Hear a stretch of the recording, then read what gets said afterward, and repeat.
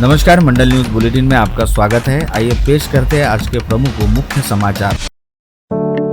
शहर कांग्रेस कमेटी में नई ऊर्जा व नए जोश का निर्माण करने हेतु कांग्रेस शहराध्यक्ष बबलू शेखावत ने शहर कांग्रेस कमेटी की मौजूदा कार्यकारिणी को पार्टी प्रदेशाध्यक्ष हर्षवर्धन सपकाल से अनुमति प्राप्त करते हुए बर्खास्त कर दिया है। साथ ही उन्होंने बताया कि गुड़ी पाड़वा पर्व के बाद शहर कांग्रेस कमेटी की नई कार्यकारिणी घोषित की जाएगी। कांग्रेस शहराध्यक्ष बबलू शेखावत ने गुड़ी पाड़वा के शुभ मुहूर्त पश्चात नई कार्यकारिणी गठित करने की जानकारी देते हुए कहा कि नई टीम में मौजूदा सक्रिय पदाधिकारियों, वरिष्ठ नेताओं व अनुभवी कार्यकर्ताओं के साथ नए युवाओं, महिलाओं एवं समाज सेवकों का समावेश किया जाएगा। साथ ही शहर में सभी घटकों से वास्ता रखने वाले नागरिकों, कार्यकर्ताओं, समाज सेवियों एवं युवक युवतियों को शहर कांग्रेस कमेटी में शामिल होने का मौका मिलेगा, जिसके चलते अमरावती शहर में कांग्रेस पार्टी अब और अधिक मजबूत, सक्रिय व जन आधारित होकर आगे बढ़ेगी। साथ ही पार्टी के मूलभूत तत्वों पर अडिग रहते हुए जनता से संबंधित मुद्दों के लिए काम करेगी।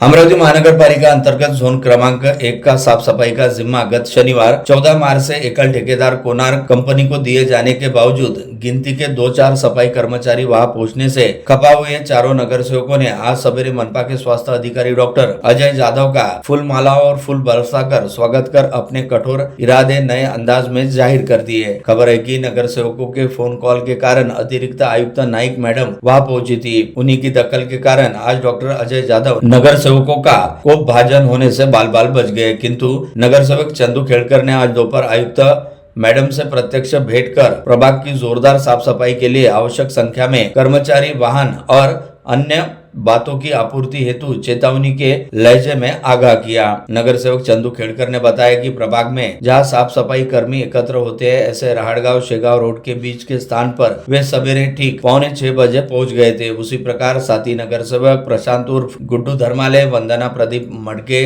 तथा कल्याणी आकाश ताइडे भी मौजूद थी। सभी वहां सफाई कर्मियों का इंतजार कर रहे थे। केवल 2 एसआई और 3 सफाई कर्मी तथा 3 ही संख्या में ऑटो रिक्शा आए थे, जिसे देखकर नगर सेवक गुस्सा हो गए।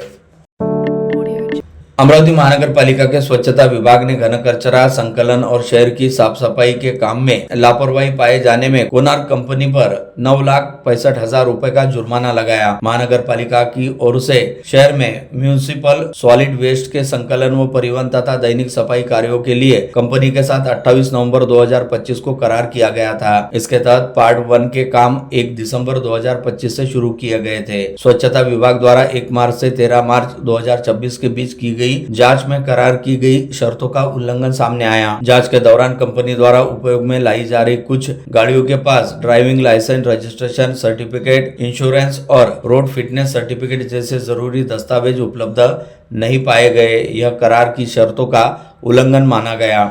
इसके अलावा करार के अनुसार सफाई कार्यों में लगे मजदूरों को यूनिफॉर्म, जूते, cap, hand gloves, PPE kit और पहचान पत्र देना अनिवार्य है, लेकिन कई कामगारों के पास ये सुरक्षा सामग्री उपलब्ध नहीं थी। इस गंभीर लापरवाही के लिए कंपनी पर 7,15,000 का जुर्माना लगाया गया। कई प्रभागों में काम शुरू नहीं होने पर अलग दंड। महापालिका के जोन क्रमांक 1 और 5 में सफाई कार्य 14 मार्च 2026 से शुरू करने के निर्देश दिए थे, लेकिन कुछ प्रभागों में काम शुरू नहीं किया गया। प्रभाग क्रमांक 1 राहड़गांव शेरगांव में 14 और 15 मार्च को आवश्यक कर्मचारी और मशीनरी उपलब्ध नहीं होने पर 1 लाख का जुर्माना लगाया। प्रभाग क्रमांक 6 विलासनगर मोरबाग में 14 मार्च को काम शुरू नहीं करने पर 50,000 का दंड लगाया गया। जमील कॉलोनी प्रभाग क्रमांक 4 में 14 और 15 मार्च को काम शुरू न होने पर 1 लाख का जुर्माना किया गया। इसी प्रकार पार्ट 1 और पार्ट 2 की त्रुटियों के लिए कुल 9,65,000 का दंड कंपनी पर लगाया गया। महानगर पालिका ने स्पष्ट किया कि शहर की स्वच्छता व्यवस्था में किसी भी प्रकार की लापरवाही बर्दाश्त नहीं की जाएगी और नियमों का उल्लंघन करने वाले ठेकेदारों के खिलाफ आगे भी सख्त कार्रवाई की जाएगी। पुलिस आयुक्त राकेश ओला ने गुड़ी पाड़वा से लेकर अनेक त्योहारों को दृष्टिगत रखते हुए शहर में शांति और सुव्यवस्था बनाए रखने खास आदेश जारी किए हैं। आज 16 मार्च से लागू यह आदेश आगामी 15 अप्रैल की रात्रि 12 बजे तक क्रियान्वित रहेंगे। भारतीय नागरिक सुरक्षा संहिता की धारा के तहत यह आदेश जारी किए गए हैं, जिसका उल्लंघन करने वाले व्यक्ति को 223 और प्रतिलित कानून के तहत सजा के पात्र अपराध करने वाले माने जाएंगे। प्रतिवर्ष माह रमजान के दौरान स्थानीय जवार गेट से टांगा पड़ाव के बीच ईद के पर्व के मद्देनजर मीना बाजार लगाया जाता था, जिसे इस वर्ष इस रास्ते पर लगाने की अनुमति स्थानीय प्रशासन व पुलिस विभाग द्वारा नहीं दी गई है, जिसके चलते इस बार जमील कॉलोनी परिसर में मीना बाजार लगाने की तैयारी की गई है। बता दें कि इस समय चित्रा चौक से नागपुरी गेट होते हुए पठान चौक व वलगांव रोड की ओर से आने वाले फ्लाईओवर का काम तेज गति के साथ किया जा रहा है, जिसके चलते इस रास्ते पर प्रशासन द्वारा पुलिस का सहयोग लेते हुए सभी तरह के वाहनों की आवाजाही को प्रतिबंधित किया गया है। साथ ही टांगा पड़ाव से जवार गेट होते हुए गांधी चौक की ओर जाने वाले सड़क को पर्यायी मार्ग के तौर पर उपलब्ध किया गया है। ऐसे में यदि इस रास्ते पर मीना बाजार लगाते हुए इस सड़क को भी वाहनों की आवाजाही के लिहाज से बंद कर दिया जाता तो इस परिसर में यातायात को लेकर काफी गंभीर समस्या निर्माण हो सकती थी, जिसे ध्यान में रखते हुए यातायात पुलिस सहित शहर पुलिस प्रशासन ने इस वर्ष टांगा पड़ाव से जवार रोड की ओर जाने वाली सड़क पर मीना बाजार लगाने की अनुमति नहीं दी, बल्कि इसे इस वर्ष कई अन्य स्थापित करने का सुझाव दिया। महापालिका के पास प्रमुख व्यापारी संकुलों के किराए में नियमानुसार बढ़ोतरी का प्रस्ताव संबंधित समिति ने तैयार कर आम सभा में भेजा है। सभी व्यापारी संकुलों का भाड़ा बढ़ाने की सिफारिश समिति ने की। अनेक वर्षों से किराया पूर्ववत रहने और उसमें बढ़ोतरी न किए जाने से मनपा का बड़ा राजस्व अटका पड़ा है। उसी प्रकार कुछ मार्केट की लीज अवधि समाप्त हो गई है। ऐसे में नए करार करने के विषय में भी समिति ने आम सभा को प्रशासनिक प्रस्ताव देने की जानकारी अमरावती मंडल को सूत्रों से प्राप्त हुई है। मनपा की आमदनी इस किराया वसूली से बढ़ सकती है। उसी प्रकार लीज हस्तांतरण से भी मनपा को भारी आय होने की संभावना जानकारों ने व्यक्त की है।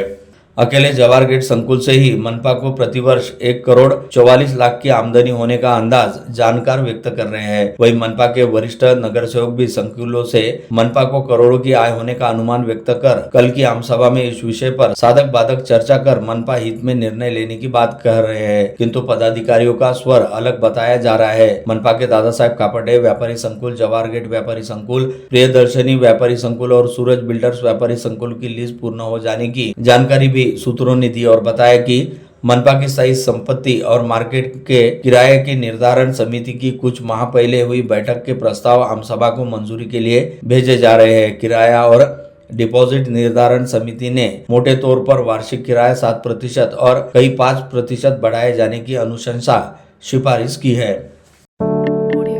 सरकारी क्षेत्र में सालों सालों से काम करते हुए एक तरह से अपनी जागीरदारी व दबदबा निर्माण कर चुके दिग्गज सहकार नेताओं को राज्य सरकार ने एक बड़ा झटका दिया, क्योंकि बैंकिंग कानून में किए गए सुधारों के चलते अब एक ही बैंक में लगातार 10 साल तक संचालक के तौर पर कार्यकाल पूर्ण कर चुके सहकार नेताओं को अब उसी बैंक का अगला चुनाव लड़ने की अनुमति नहीं रहेगी, बल्कि उन्हें चुनाव लड़ने हेतु अपात्र माना जाएगा, जिसके चलते सहकार नेता के दिग्गजों में अच्छा खासा हड़कंप व्याप्त है।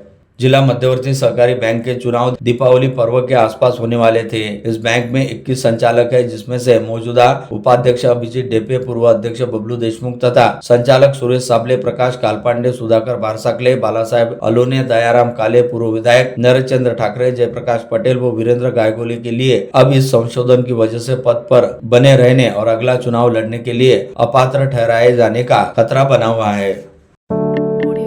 मई में शुरू होने वाली देश की सेंसेक्स अर्थात जनगणना के लिए अमरावती जिले में प्रशिक्षण का कार्य आज से शुरू हो गया। जिलाधीश आशीष एरेकर ने जनगणना करने वाले अधिकारी और कर्मचारियों को आह्वान किया कि सावधानी से और पूरी गंभीरता से जनगणना का काम करें, क्योंकि इससे देश का सही चित्र सामने आएगा और उसी के आधार पर बेहतर योजनाएं प्रोजेक्ट तैयार होंगे।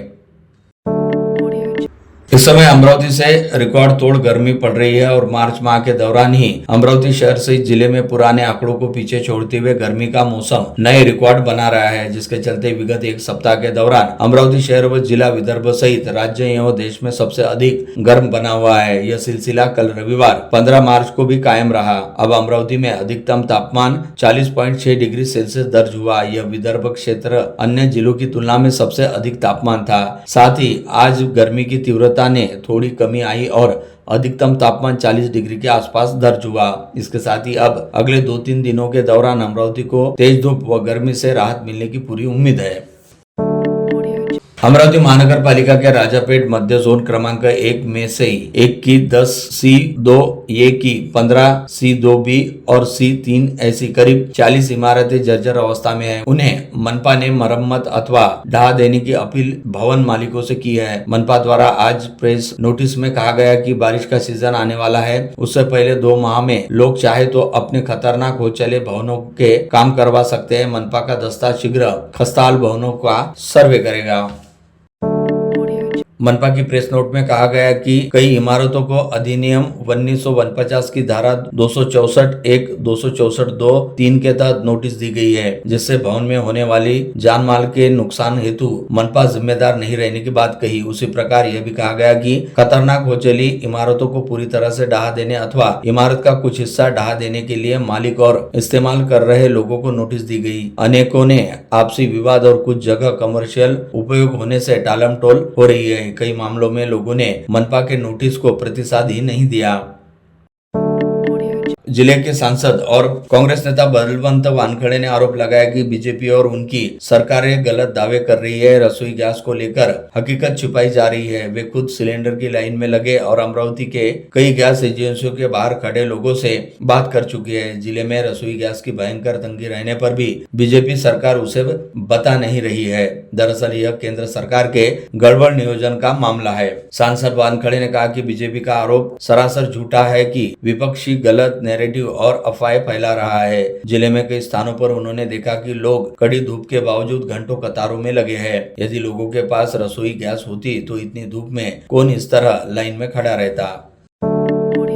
गैस आपूर्ति में आई गंभीर कमी के कारण बुल्डाना जिले के खामगांव स्थित बिस्किट उत्पादन इकाई में पार्ले जी बिस्किट का उत्पादन पूरी तरह ठप हो गया है। इस स्थिति के चलते लगभग 500 कामगारों के रोजगार पर संकट खड़ा हो गया है और स्थानीय स्तर पर उद्योग जगत में चिंता का माहौल बन गया है। मिली जानकारी के अनुसार धामनगांव में स्थित शिवांगी बेकर्स कंपनी प्रसिद्ध पार्ले जी सहित विभिन्न प्रकार के बिस्किटों का उत्पादन करती है। हालांकि व्यावसायिक गैस की तीव्र कमी के कारण कंपनी को पिछले गुरुवार से अपना उत्पादन बंद करना पड़ा। पवित्र माह रमजान के अवसर पर स्थानीय चांदनी चौक उर्दू एजुकेशन एसोसिएशन के अध्यक्ष सैयद आसिफ हुसैन परिवार की ओर से भव्य रोजा इफ्तारी का आयोजन किया गया था, जिसमें उर्दू एजुकेशन एसोसिएशन द्वारा संचालित प्राथमिक विद्यालय, हाई स्कूल और जूनियर कॉलेज के सभी कर्मचारी, शिक्षक, उनके समर्थक और मित्र परिवार बड़ी संख्या में सहभाग उन्होंने लिया। इस अवसर पर सैकड़ों की तादाद में रोजादारों ने पहुंचकर सामूहिक रूप से रोजा इफ्तार किया। इस मौके पर मुरादाबाद से तशरीफ लाए हाफिज सईद अख्तर ने मगरिब की नमाज अदा करवाई। सभी उपस्थितों ने सैयद आसिफ हुसैन के परिवार, संस्था की तरक्की और समाज में अमन चैन के लिए दुआएं की। प्रतिवर्ष अनुसार इस वर्ष भी साई झूलेलाल वेलफेयर फाउंडेशन व झूलेलाल जयंती महोत्सव द्वारा चेटी चंद्र पर्व के निमित्त सिंधी समाज के इष्ट देवता झूलेलाल साईं का जन्मोत्सव बड़ी धूमधाम के साथ मनाया जाएगा, जिसके तहत 14 से 22 मार्च तक झूलेलाल जयंती महोत्सव का आयोजन किया गया। और इस महोत्सव के अंतर्गत आगामी 20 मार्च को शहर में झूलेलाल साईं की भव्य दिव्य शोभा यात्रा निकाली जाएगी। इस आशय की जानकारी एक प्रेस वार्ता में दी गई। पुलिस पाटिल संघ महाराष्ट्र राज्य द्वारा आज अमरावती शहर के पुलिस आयुक्त राकेश ओला तथा ग्रामीण पुलिस अधीक्षक विशाल आनंद को ज्ञापन सौंपते हुए पुलिस पाटिलों की सेवानिवृत्ति की आयु को 60 वर्ष से बढ़ाकर 65 वर्ष करने तथा महिला पुलिस पाटिलों को व्यवसाय कर से छूट दिए जाने की मांग उठाई। दरियापुर की जन अदालत में 168 मामलों का निपटारा हुआ। नेशनल लीगल सर्विस अथॉरिटी और Maharashtra state legal service authority के निर्देशानुसार और district legal service authority Amravati के मार्गदर्शन में तहसील विधि सेवा प्राधिकरण दरियापुर द्वारा 14 मार्च 2026 को दरियापुर की अदालत में राष्ट्रीय लोक अदालत का आयोजन किया गया। इस लोक अदालत में दरियापुर की सभी अदालतों में लंबित 87 मामले और 81 पहले से फाइल किए गए मामलों का आपसी सहमति से निपटारा किया गया। श्री कृष्ण पेट में विनोद राठी के तुलसी सदन में रविवार शाम बड़े ही उत्साह गाजे बाजे संग गनगौर बिंदोरा का आयोजन किया गया, तो राजस्थानी सहित सभी सौभाग्यवतियों ने उत्साह से भाग लिया। राजस्थानी गनगौर गीत गुनगुनाए, फलस्वरूप वातावरण डेट मारवाड़ का बन गया था।